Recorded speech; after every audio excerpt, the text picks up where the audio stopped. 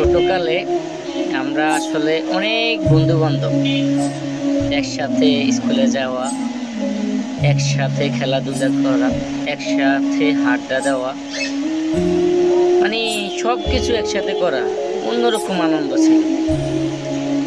এখন আমরা আসলে যত বন্ধু বান্ধব আছি, কে এক একজন এক এক জায়গায়, কেউ বিদেশে, কেউ ঢাকায়, কেউ নারায়ণগঞ্জে, আমি নারায়ণগঞ্জে বিশেষ করে। অনেক বন্ধু বান্ধব, এখন বাড়িতে গেলে ভালো লাগে না, বাড়িতে গেলে কোনো বন্ধু বান্ধব নাই, আড্ডা দেওয়া হয় না, খারাপ লাগে বাড়িতে গেলে। হচ্ছে কালকে আমার এক বন্ধু, একসাথে চলাফেরা, একসাথে খেলাধুলা, কত রাগ অভিমান, দিন শেষে আমার বন্ধু কালকে সে বিদেশ চলে গেল। জানি না আবার কবে একসাথে হব, একসাথে আড্ডা দিব, একসাথে খেলাধুলা করবো, গল্প করবো।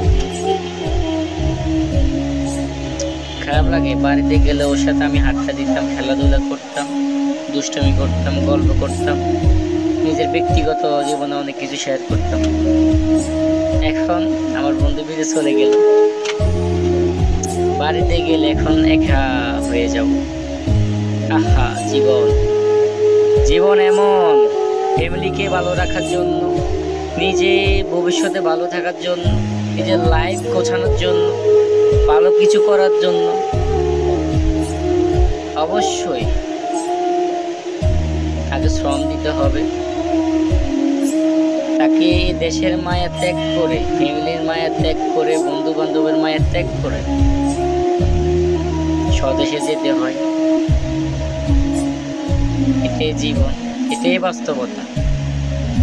পুরুষ মানুষের জীবনে মানে লড়াই, ফ্যামিলির জন্য লড়াই, নিজের জন্য, নিজের ফ্যামিলি এছাড়া আর কোনো কথা নাই।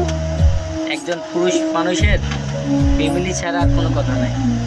তাকে ফ্যামিলিকে ভালো রাখতেই হবে, আর ভালো রাখার জন্য তাকে সব কষ্ট করতে হবে, সব ত্যাগ স্বীকার করতে হবে।